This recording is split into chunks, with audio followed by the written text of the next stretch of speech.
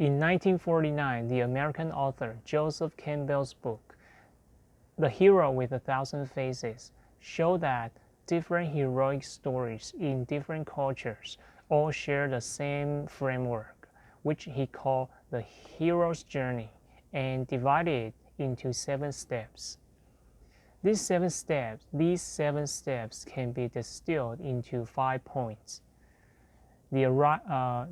The appearance of the protagonist, the arrival of the crisis, the start of the journey, the overcoming of the challenges, and the improvement of the skills. This theory has a profound influence on modern film, drama, and other creative fields. And I know you might wonder why I bring this up. Because each of our lives is essentially a hero's journey. We have different stages in our lives: getting educated in school, going to work, falling in love, having children, starting a family. We gain the wisdom and power. Through the ups and downs of our lives. So, living in a society where a personal brand is emphasized, if we can turn the hardship of our lives into an eye-catching story, it's the best material to pitch ourselves for future job opportunities or earnings. So let's say you have a job interview today, and they ask you how you solve the difficulties that you ever had before. And I think this is the perfect time for you to use it. So you can say like this: I used to work for the government. And the department that I was in charge of collecting data on practices and policies of other departments. So we can hand it over to the poster company and use it for public education.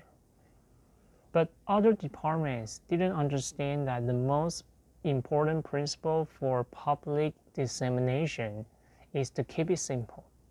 Cramming too much information into a limited space is helpless for comprehension.